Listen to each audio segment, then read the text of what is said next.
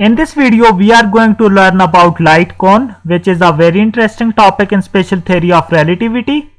According to this theory, we are living in a four-dimensional space-time with three dimensions of space, which are usually named as x, y, and z direction, while fourth dimension is that of time. We plotted here this space-time in this diagram, where our horizontal axis showing the space axis, which are x, y, and z, while our vertical axis is showing the time direction.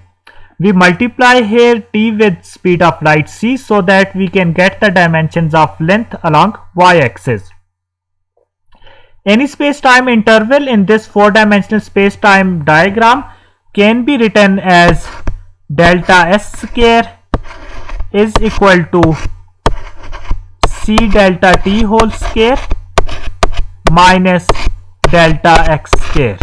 This is the definition of space-time interval in this four-dimensional space-time. This space-time interval is Lorentz invariant. By Lorentz invariance, we mean that if we measure this quantity in some other frame of reference where we have delta t prime instead of delta t and delta x prime instead of delta x, and if we solve them, we get again delta s square. That is, this space-time interval is independent of the frame of reference. That is, it has an absolute value. So, we plot this quantity in the following diagram and we got the following graph where this line is representing the x is equal to minus ct line, and this line from this point to this point showing the x is equal to ct line. Here they are intersecting at this point and we are considering two events here. One is happening at this point where the space coordinates are 0 and as well as time coordinates are 0. And the event 2 is happening at this point where space coordinates are just delta x and the time coordinate is delta t. We relate these two events in three different situations. First is the time-like interval. In this light cone, we have time-like intervals for which this space-time interval is positive. That is, when delta s square is positive, we have the space-time interval. When delta s square is positive, it means the product of c and delta t is greater than the mod of delta x. That is, the time coordinate is greater than the position coordinate. All these events can occur inside these two light cones. That is, all events can occur for these time-like interval in this position. That is, in this points and in these points. Event 1 is happening here, so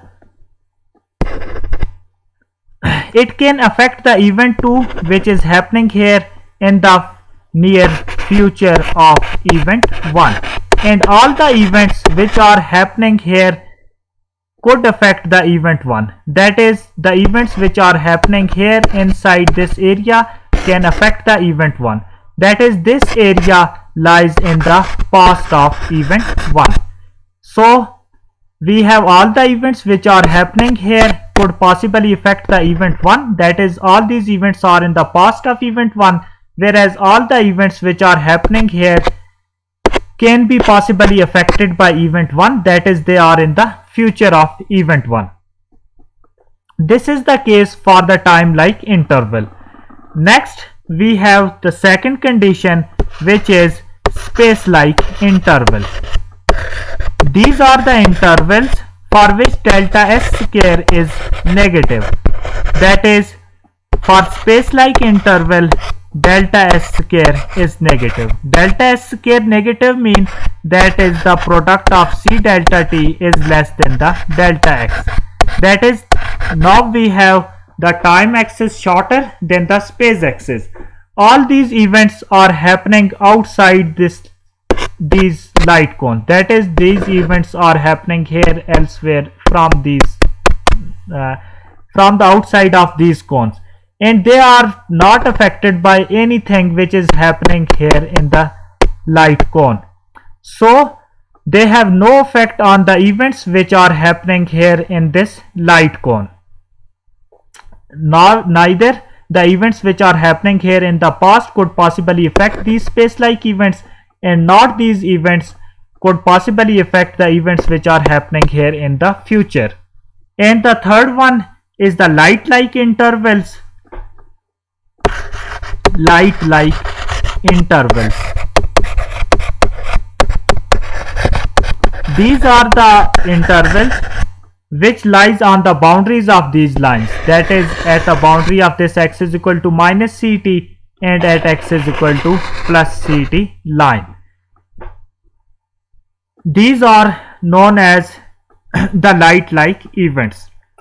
So we have an absolute past here due to Lorentz invariance, that is all this portion is the absolute past of this event, and all this portion is the absolute future of this event 1.